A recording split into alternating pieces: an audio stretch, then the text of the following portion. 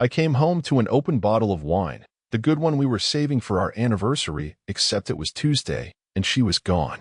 The closet on her side looked like a mannequin murder scene. Hangers twisted, drawers yanked open, one bra dangling off the mirror like some goddamn farewell banner.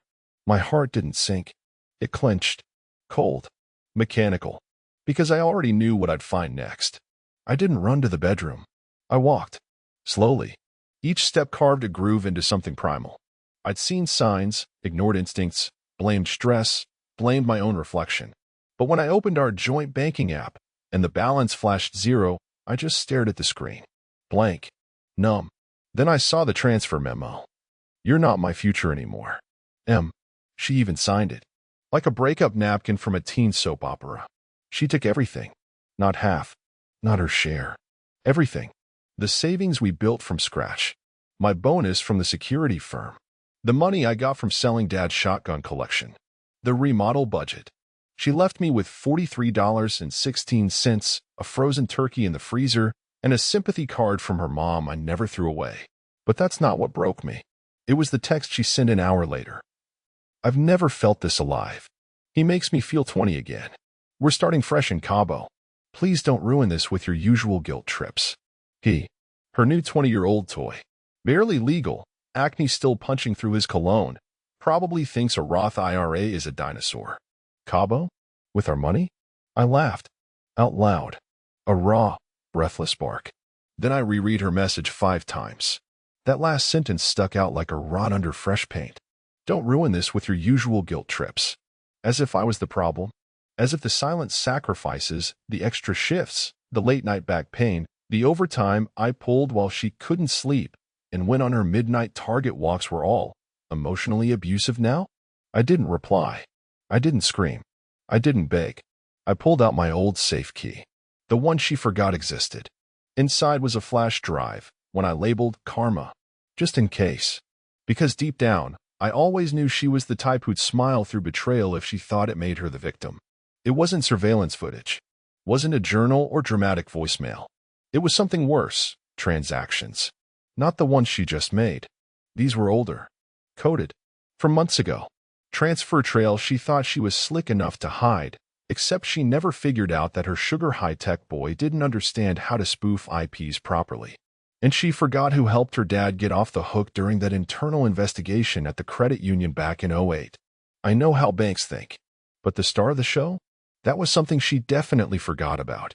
A symbolic little relic I kept in a shoebox next to my Army medals, her grandfather's vintage silver money clip. He gifted it to me when he was dying. Said, "You're the only man I trust with this." Guess who pawned it last March for $680 to take her boy toy skydiving? And guess who found the pawn slip tucked behind the dryer? She thought I wouldn't find that. She counted on it. At 11:43 p.m., I poured myself a glass of water, opened my laptop, and logged into an old email I hadn't touched in years. One connected to someone she really didn't want hearing from me. Darren C., the branch manager at Capital Ridge Bank. The same Darren she cheated on back in 2009. The same Darren who still kept tabs on her out of habit or bitterness. Hard to say. He picked up on the second ring. "You're calling late." She emptied our account. Long pause. Then, was it the account ending in 48 to 67? Yup. She didn't know I could see joint account flags. Let me guess, she thinks she got away with it. She thinks I'll cry into my divorce papers. Another pause. Then Darren chuckled. "Oh man, you're gonna love this." Turns out she didn't just clear us out. She transferred it into his account, her boy's. But the genius forgot that since she set it up as a co-owned emergency fund, because he didn't have ID yet, of course, it triggered a dormant fraud notification from when she tried a similar stunt years ago. Darren froze the transfer. And now? It's all under review. She's in Cabo thinking she's queen of the escape. He's probably half naked in some Instagram jacuzzi. And neither of them knows that the next call she's getting is from the bank manager she used to sleep with, asking her to explain where my IRA funds went. And the kicker? She never guessed that the money clip, the one she thought she sold, was fake. I swapped it 2 weeks before she took it. Because I knew. The first time I suspected something was off, it wasn't a lipstick stain or perfume I didn't recognize. It was tuna salad. Yeah, tuna salad. She'd always hated the smell. Said it reminded her of gym socks marinated in guilt. But suddenly, every Thursday night, I'd come home late from work to find the kitchen scrubbed clean and the faintest, unmistakable scent of Stark is still hanging in the air. I asked her once, just once, "Did you have fish for lunch?" She laughed. Too loud, too fast. God, no. That smell's probably from the neighbor's cat again. I told you he keeps jumping on our porch. Because stray cats are known for whipping up tuna melts on Thursdays. I didn't press it. Not because I trusted her. I just wasn't ready to know. Not then. I still wore my wedding ring to bed. I still believed marriage meant sacrificing comfort for peace. But now, with the bank account drained and the old silver money clip mystery solved, the illusion had snapped. The pawn shop? Called them the next morning. Turns out she used a fake ID under the name April Jennings. April. Her middle name. Jennings? Her freshman year boyfriend's last name. I guess when you're lying for sport, you get creative. The owner said she came in alone, sold the money clip, and walked out in under 10 minutes. Even gave me the CCTV timestamp. That's where things got real interesting. I cross-referenced the timestamp with our smart home system logs. She told me she was at therapy that day. Said she needed time to process the emotional distance. Instead, she left at 1:18 p.m., unlocked the garage manually so the motion sensor wouldn't log it, and returned 47 minutes later, exactly 2 minutes before I pulled into the driveway from my lunch break. That was the first time I realized just how calculated she'd been. This wasn't a midlife crisis. This was a goddamn operation. And she had help. That help came in the form of one smug, backward cap-wearing parasite named Trey. Trey is 20, maybe 21. I don't know. I don't care. He's the kind of guy who uses words like grind set and believes Gary Vee quotes are a substitute for a moral compass. He's the kind of idiot who reposts his own shirtless TikToks with the caption CEO in progress. Want to know how I found out his name? Spotify. She left her account logged in on the tablet. And one night, while scrolling through her recently played, I found a playlist titled Trey's Vibez Fire Sweat Droplets, spelled exactly like that. And unless my wife had suddenly developed a taste for trap remixes of Fortnite soundtracks, I had my guy. I scrolled further. Saw another playlist. For our beach nights, private. Curated with surgical precision, slow jams, acoustic covers, a few corny love songs. The kicker? Track 4 was our song. The one we danced to at our wedding. She reused it. With him. That's when the anger calcified into something else, strategy. I took a personal day. Spent it compiling. Printing. Watching. You ever notice how a liar gets sloppy once they think they've won? Receipts. Parking logs. ATM photos. All of it was just lying there, waiting for someone to give a damn. And I gave a damn now. I gave enough of a damn to dig deep into her email's trash folder because she never changed the recovery address. Rookie mistake. That's where I found the wire instructions. She'd scheduled the final transfer 2 weeks before she left to an account in Trey's name at a microbank in Miami with no fraud detection team worth a nickel. But here's the best part.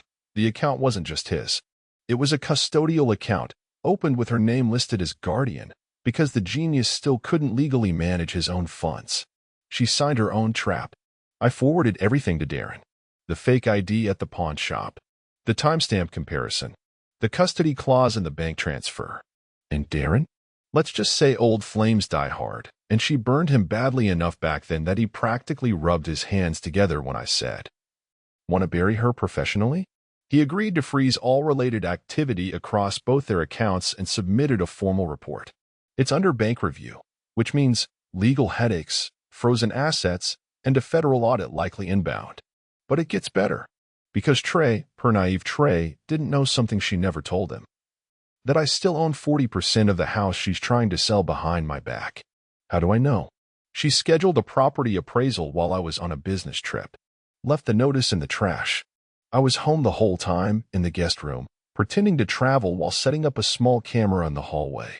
Watched her flirt with the appraiser right outside the bedroom door. I haven't said a word. Not yet. But the moment she tries to sell that house, she's going to find out what happens when you build your new life on someone else's land. And I'll be standing in the doorway when it happens. Ringless. Wordless. Waiting.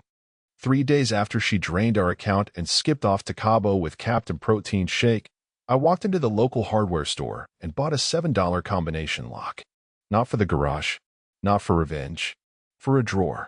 The desk drawer in my study had always been her drop zone. Old receipts, expired coupons, half-written apology notes from fights she started and pretended I finished. But buried under that mess was something she never knew I kept, a leather-bound ledger. Manual. Analog.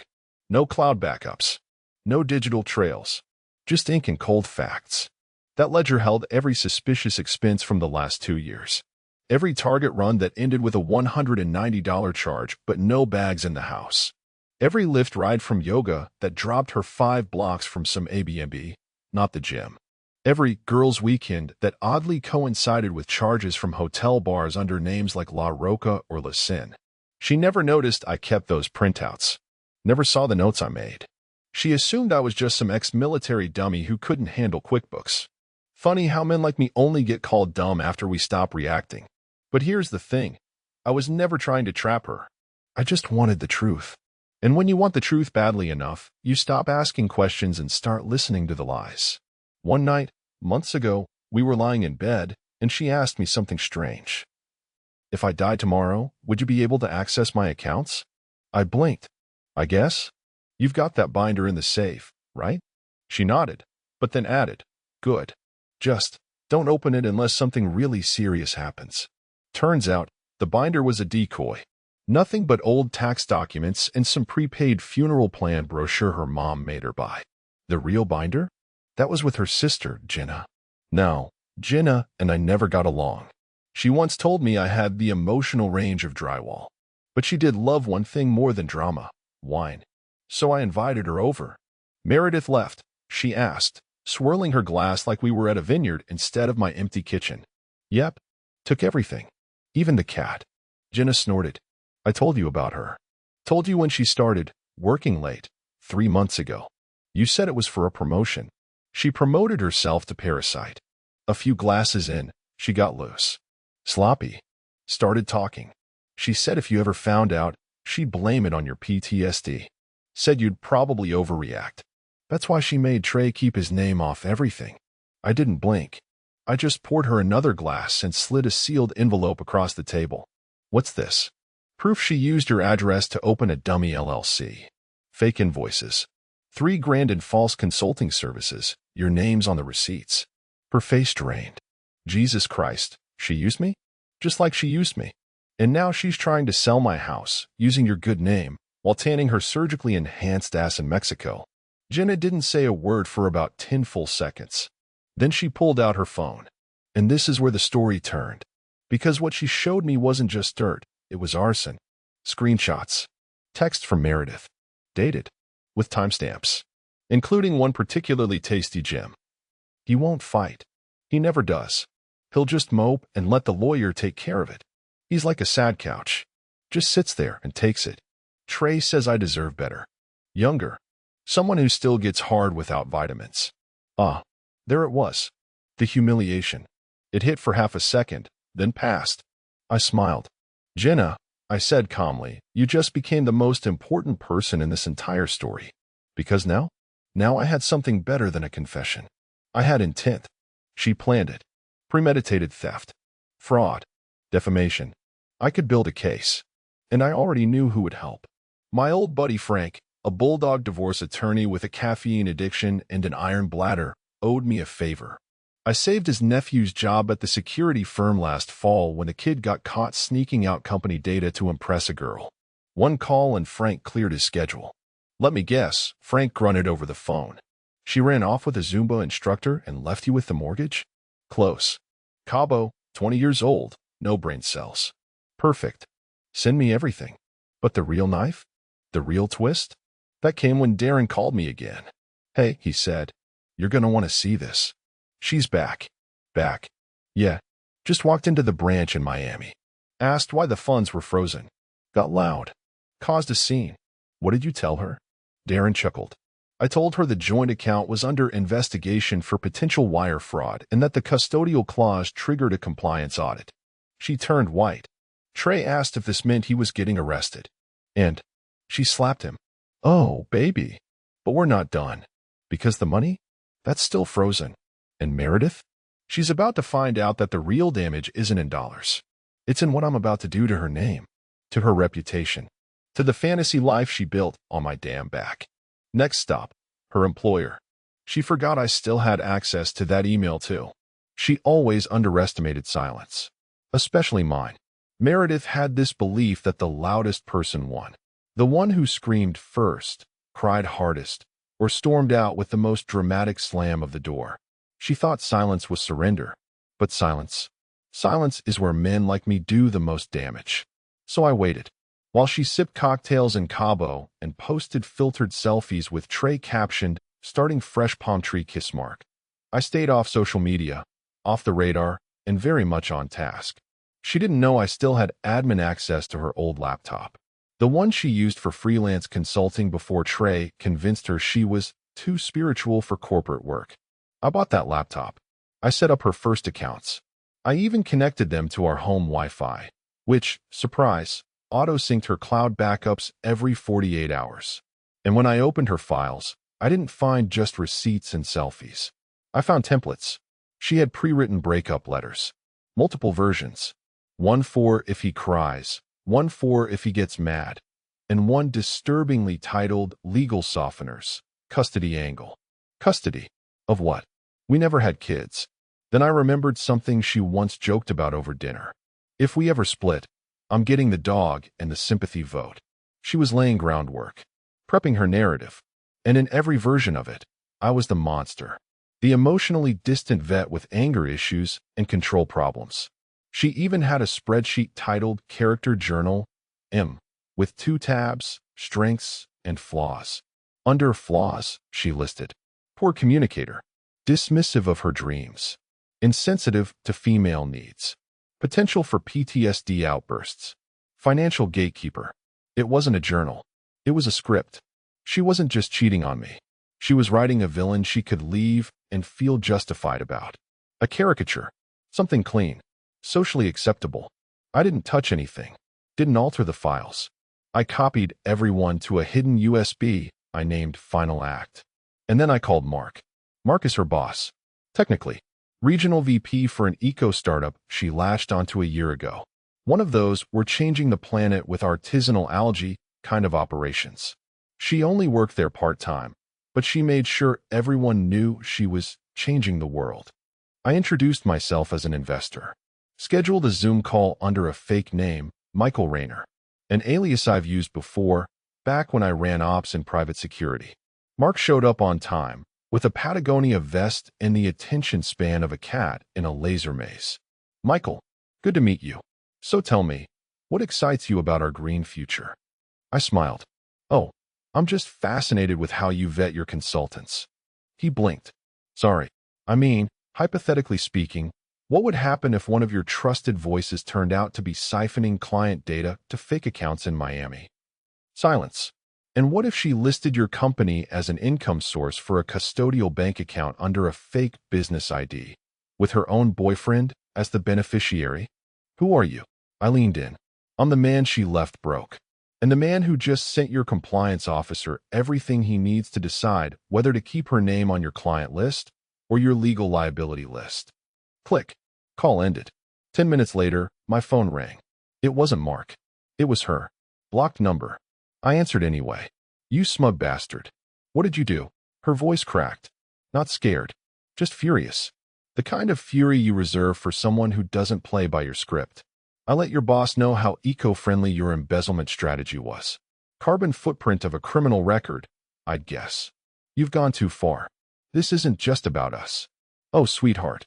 You made it about everyone the moment you looped your little boy toy into financial crimes and dragged Jenna into a paper trail.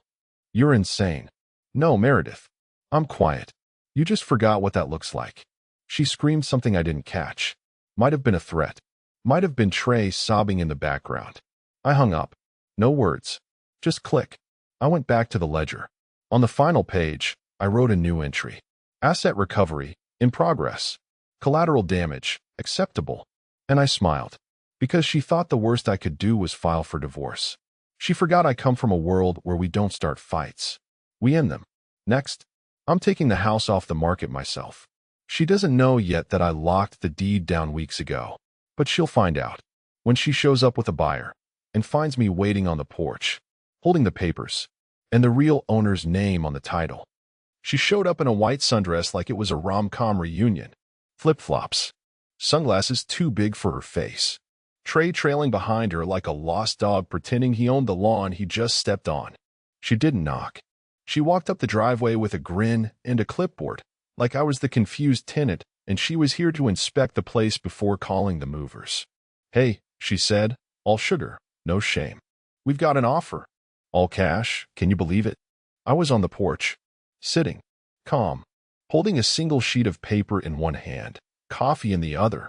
I didn't move. Trey waved like a nervous kid meeting the teacher after cheating on a test. "Hi, Mr. Randall.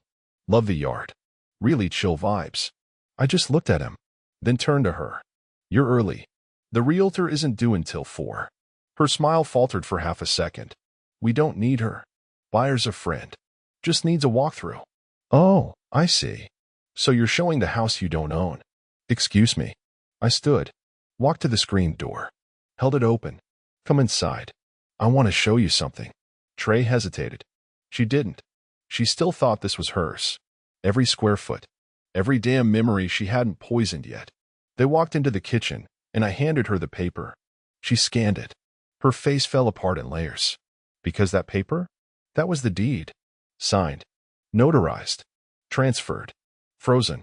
2 weeks ago, I moved 40% ownership into a private holding trust, my trust, and placed a legal lien on the property pending financial arbitration. Meaning? She couldn't sell a damn thing unless she got written permission from the trust's sole executor. Me. You've got to be kidding. Nope. This house is under review.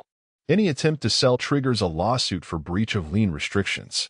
You petty son of a... Watch it. Trey leaned in. "Wait, does this mean we can't move in?" Her head snapped toward him. "Shut up." He blinked. "I sold my PS5 for this trip." I looked at him for a moment. "You did what now?" "Never mind," Meredith hissed. "This isn't legal. You can't just freeze a house. Your name's not even on the mortgage anymore. You signed it over during the refinance. Remember? The paperwork you didn't read because you trusted me? You wanted the lower monthly, remember? Now you don't own it. Not 1 square foot." She started pacing. Trey pulled out his phone like he was Googling how to break a lien. I walked past both of them and opened the hallway closet. Pulled out a box. Dropped it on the table.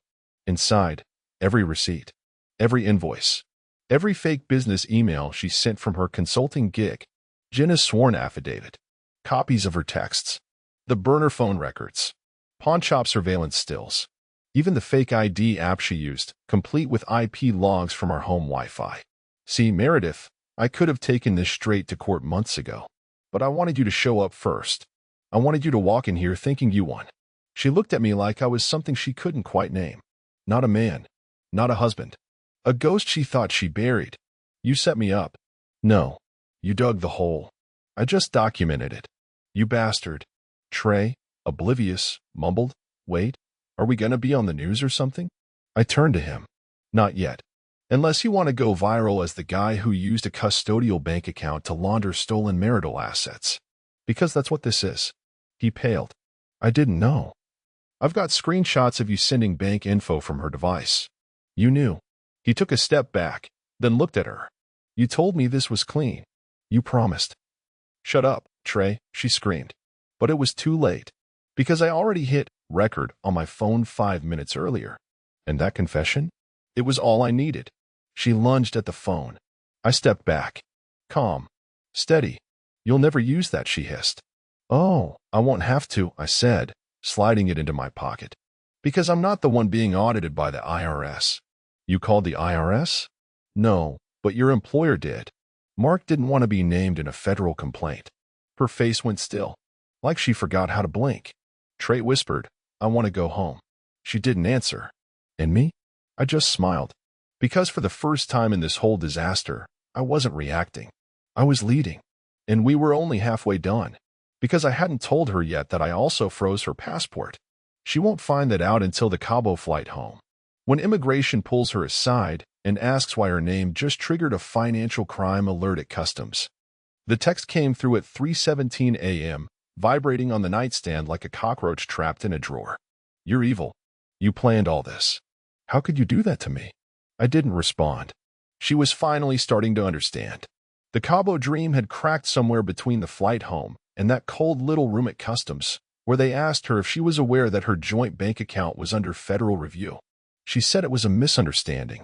They smiled, politely detained her. Just for clarification, she missed her connecting flight. Trey, being the brave little partner in crime he was, flew back alone. Didn't even wait.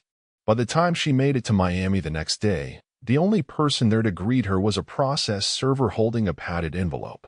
Inside, a copy of the lien agreement, an affidavit from Jenna, and a letter from my attorney. Hand-delivered, time-stamped, legal. That's when she started calling. 15 missed calls by noon. A new record. I didn't answer a single one. Instead, I drove to the office of a man named Hal Bishop, a forensic accountant I met through Frank, my divorce attorney. Hal's the kind of guy who smiles like a funeral director and talks in percentages. My kind of guy. Let's talk about offshore movement, he said, sipping what I swear was straight lemon juice. Specifically, how your ex tried to wire $37,000 to a crypto wallet registered in Belize. I raised an eyebrow. That account belonged to Trey, her boyfriend, but she tried to push it through from your old retirement rollover account. Buried it in a dummy shell labeled Wellness Retreat Consulting. She almost got away with it. Almost. Hal passed me a folder. Inside, the screenshots, the wire form, the timestamps, everything traced. Every dollar accounted for. Every pixel damning. Can we hit her with this? I asked. Hal nodded. Absolutely. Fraud, wire manipulation, misrepresentation of funds. She used your ID for this. If you press, she's looking at 5 years minimum. I stared at the folder. Did I want her in jail? Not yet. I wanted her cornered. So I took the copies, left the office, and made one more stop, Meredith's old high school. Not to be petty, not to be cruel, to deliver something. See, what Meredith forgot, what everyone like her forgets, is that legacies are fragile. That morning, I dropped off a scholarship fund request. Anonymous donor. Large check. In honor of her late grandfather, the same one who gave me the money clip she tried to pawn. The same money clip I still had. Inside the envelope, a full write-up about the fund's purpose, her name listed as the honorary chair. And a single condition. No association permitted with any active civil or criminal investigation related to financial misconduct. Why? Because her mother sits on the school's alumni board. She'll find out soon. Maybe at brunch. Maybe through a gossip chain. But she'll find out. Because I know Meredith. The second she hears someone else using her name for good, without her approval, she'll panic. She'll call. She'll rage. And I'll be waiting. The next day, it happened. Voicemail number 22. You're sick. You think you're so clever? This is psychological warfare. You're literally erasing me. She wasn't wrong. But the real finale hadn't started yet. Because I'd been working with Darren, remember the bank manager, to quietly reverse all her previous transfer activity for the last 90 days. Legally, with all the documentation. See, when you commit financial fraud under a custodial clause, and the joint owner contests the transfers with proof of abuse, you can initiate a restitution reversal. It's rare, but possible. And we were almost ready. Final move? The birthday party. Her niece was turning 5. Meredith promised she'd fly in. Said she'd show her face, set things straight. She expected tears. Apologies. A family begging her back. What she didn't expect. Me. At the party. Handing her sister a sealed white envelope. Inside? A notarized declaration of intent to file restitution charges and a preliminary co-conspirator referral naming Trey. The same Trey who ghosted her the moment customs flagged his name too. I handed it to Jenna without a word. Meredith saw it from across the yard. Stopped cold, juice box in hand, surrounded by plastic balloons and confused toddlers. She mouthed something. I couldn't hear it. Didn't need to. Because the look on her face was enough. That twisted mix of realization and rage when a woman who built her life on manipulation finally understands the scaffolding is gone. And she's dangling. Alone. The cherry on top? The DJ played our wedding song. I didn't request it, but I let it play. Because that's how you haunt someone. Not with threats. With memories. Turned against them. I got the email at 6:42 a.m. Subject line, urgent, mediation request. It was from her new lawyer, not Frank's equal, not even close. This guy had a Gmail address, no firm logo, and his signature just said John. No last name, no office, no title. A Craigslist attorney, probably. The kind you find when you Google cheap legal help in panic mode. He wrote, "My client is seeking a peaceful resolution to recent escalations and financial confusion. She is open to mediation rather than litigation, pending your agreement." I almost laughed. Financial confusion? That's what we're calling premeditated fraud and identity theft now? I didn't reply. Instead, I forwarded the email to Frank with one word. Thoughts? He responded within 10 minutes. Let her sweat. She's circling the drain. Let's wait. So I did. But Meredith didn't. That afternoon, she showed up. Unannounced. Again. Except this time, she didn't bring Trey. She brought her mother. Her weapon of last resort. Donna, the queen of passive aggression herself. She of the silent glares, the mid-sentence sighs, the "I'm not saying you're a loser but I am" tone. The woman who once said I looked like I'd been raised by plywood and duct tape. She parked her Volvo crooked, walked up the lawn like she owned it, and stepped onto the porch with the same energy she brought to every Thanksgiving dinner she ruined. "I want to speak civilly," Donna said, folding her arms. Like adults. Meredith just stood there. Pale. Not in control. Not used to it. I opened the door halfway. "You brought her." "I needed support," she mumbled. "You needed backup. There's a difference." Donna jumped in. "She's been through a lot. This isn't you. You're not cruel." "Cruel?" I tilted my head. "You mean because I didn't let her sell my house, empty our accounts, and walk off into the sunset with a man who still calls his mom before job interviews?" Meredith flinched. Donna stepped forward. "Let's just talk. No legal games. No threats." I looked them both in the eye. "Okay," I said. "Let's talk. About the money clip." That froze her. Meredith blinked. "What? You pawned it. Or so you thought. Except you didn't. I swapped it out. 2 weeks before you left."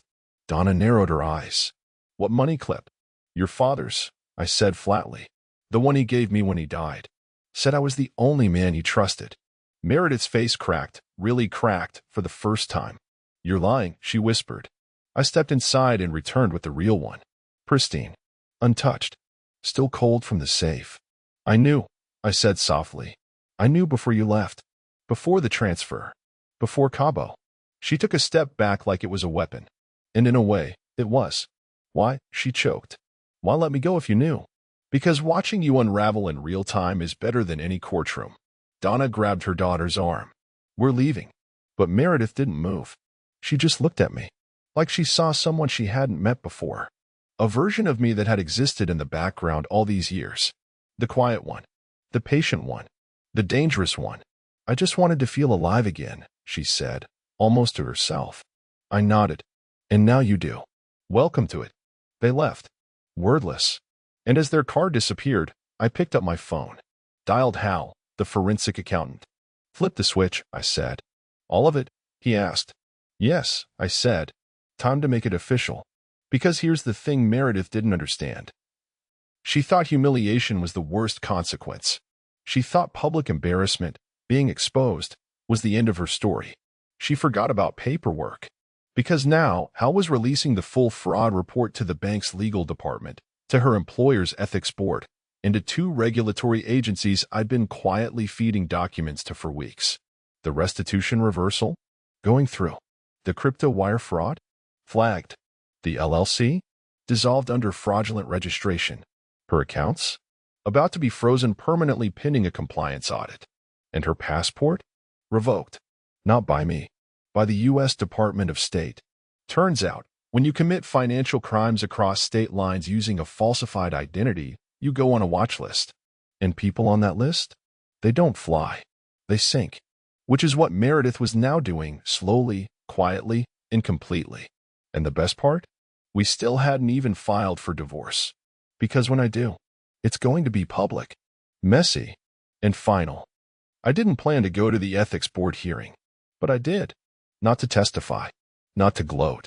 I just sat in the back, silent as stone, while Meredith tried to pretend she still had control over the wreckage she'd created. It was held in a sterile glass conference room inside her company's headquarters, an open-concept eco-startup with kombucha on tap and inspirational quotes stenciled on the walls.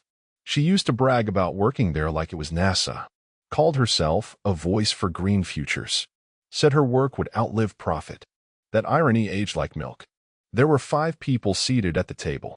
2 board members, her manager Mark, 1 HR officer, and their new compliance attorney. And Meredith, of course.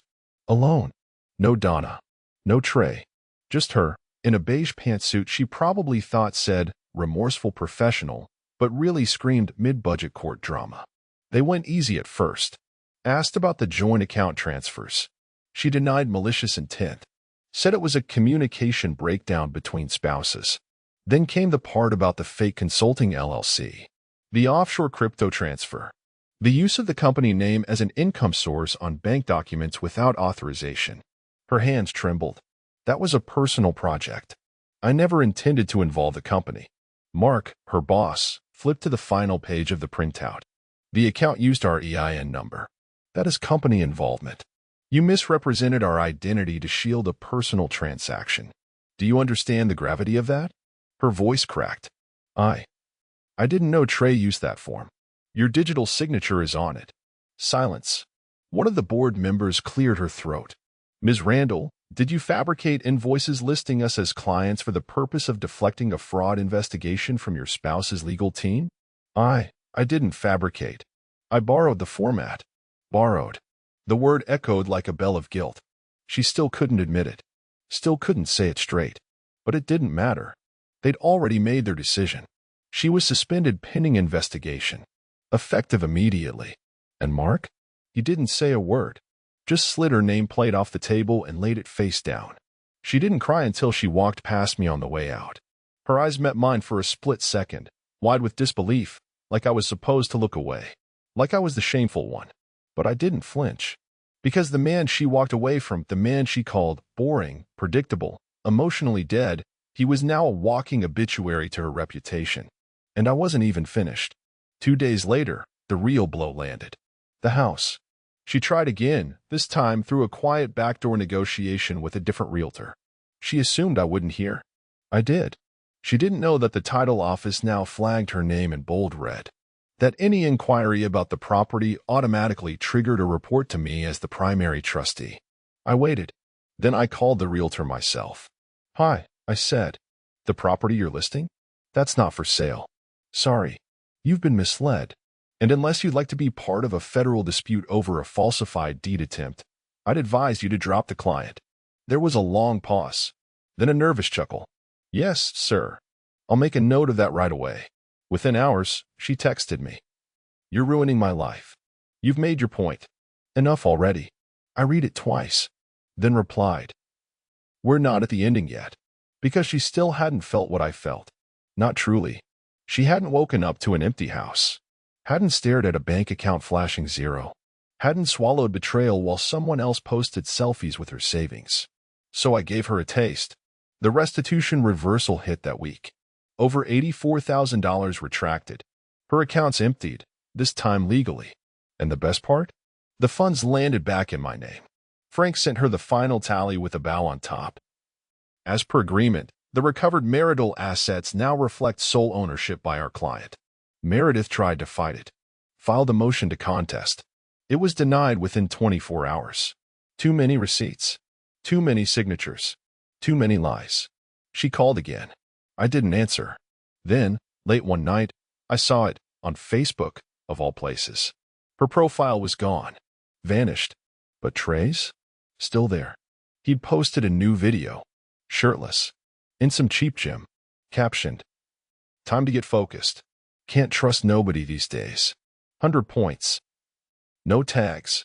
No mentions. She wasn't in his profile anymore. Not a single post. Not a single trace. He'd erased her. Just like she tried to erase me. Only difference? Mine left a scar. Hers? Left a trail. And I was still following it. It was Jenna who finally cracked. She showed up at my door late Sunday night, makeup smeared, cardigan on inside out, holding a half-empty bottle of red and a look on her face like she'd just escaped a sinking cruise ship. She didn't even ask to come in. Just stepped past me like we'd been through war together. "She's losing it," she said, collapsing into the armchair. Like, actually unraveling. Talking to herself. Accusing me of setting her up. I raised an eyebrow. "Did you?" She snorted. "I didn't have to. You did all the heavy lifting. I just stopped covering for her." Jenna poured a glass, hands shaking. "She called Mom last night crying. Said she was being erased from existence. That you were going to delete her like a file." She sounded terrified. "She should be," I said, sitting across from her. "She built her whole life out of other people's pieces. All I did was take mine back." Jenna took a long drink. "She thinks you tapped her phone." "I didn't." "She thinks you paid Trey to leave." "I should have. But no, that idiot bailed all on his own the minute the money stopped and the audit started. She thinks you're going to release the files. The ones with her voice recordings." I leaned forward, slow. "She knows I could. But that's not my style. That's hers. Performative. Explosive. Sloppy. Me? I'm surgical." Jenna stared at me. "You're not the same guy I used to make fun of at Thanksgiving." "No," I said. "That guy died. Quietly. In an empty house next to a drained bank account and a fake goodbye note." We sat in silence. Then she pulled something from her purse. A flash drive. Sleek. Black. Labeled in her handwriting. Audio journal. "What's this?" "She kept voice notes," Jenna said. "Therapy stuff. Processing her journey, whatever. She thought no one would ever hear them. But after everything she's done? Screw it." I took the drive and said nothing. That night, I listened. She started the recordings months before she left. Each entry like a small knife wrapped in silk. Confessions. Rationalizations. Lies she told herself until they calcified into her truth. "He doesn't see me anymore. I think I love Trey because he's new. Not because he's better. Sometimes I feel like I'm scripting a show and no one's watching. I'm scared he'll find out. Not because I'll get caught, but because then he'll stop being predictable." That last one stuck. She needed me to be predictable. She counted on it. Her entire plan was a house of cards, built on the assumption that I'd fold. That I'd whimper, move out, let her keep the house, the image, the pity. But now she was the one hiding. The one whose accounts were flagged, whose employer had issued a formal termination, whose mother was dodging calls from their charity board. Trey? He blocked her. Jenna? Done. Donna? Embarrassed beyond measure and already rewriting the narrative in her favor. She had no one left. Except the attorney with a Gmail account who hadn't responded to Frank's latest motion in 5 days. I was almost done. Just one move left. I mailed her a letter. Certified. Old school. Handwritten, with the kind of calm you only develop after walking barefoot through fire. Inside, 3 things. A copy of the house deed. Updated. My name. My trust. Sole ownership. A check, her half of the wedding ring's resale value. $712.24. And a photo. Not of us. Of the money clip. Back in its velvet box. Still polished. Still mine. I didn't include a note. Didn't need to. She'd understand. And she'd know that it was over. Not with a bang. Not with a scandal. With silence. With everything she tried to take rebuilt without her. I dropped it in the mail on a Tuesday. On Wednesday, I got one last email. From her. I don't even recognize myself anymore. You win. I stared at it for a while. Then I clicked delete. Not out of anger. Out of mercy. Because I didn't need her recognition. I just needed her absence. The day the divorce finalized, I didn't pop champagne. I didn't call friends. I didn't even tell Frank. I just went fishing. Upstate Lake. Early morning. Thick mist curling over the water like the world itself didn't want to be seen. Just me, a cooler, and the silence I'd earned one excruciating step at a time. Funny how peace feels when you've bled for it. Like holding a loaded weapon with the safety on. Not because you can't fire, but because you finally don't need to. The paperwork came in a heavy envelope. Thick, official. Signed, stamped, finalized. Dissolution of marriage, irreconcilable differences. What a sterile phrase for what we lived. Should have read. One partner built a fantasy. The other built a case. She didn't contest it in the end. Probably because she knew she had nothing left to bargain with. The house. Gone. The money? Recovered. The lies? Documented. The sympathy? Burned. Trey disappeared into digital dust. No posts, no stories, no tagged photos. Word was, he'd moved back in with his dad in Jacksonville. Opened a drop-shipping store selling mindset journals and pre-workout supplements. The last image I saw of him, he looked bloated and sunburned, flexing in a mirror while quoting Elon Musk. Meredith? Last I heard, she was applying for a job at a yoga retreat in Sedona. Cash only. No background checks. Her passport's still flagged. Her mother quietly scrubbed her name from the alumni board.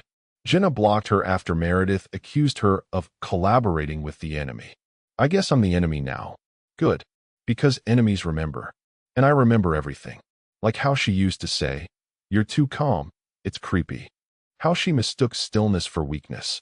How she weaponized boredom to justify betrayal. But most of all, I remember the moment I stopped trying to make her love me and started watching. Not out of revenge. Out of clarity. People like her don't break all at once.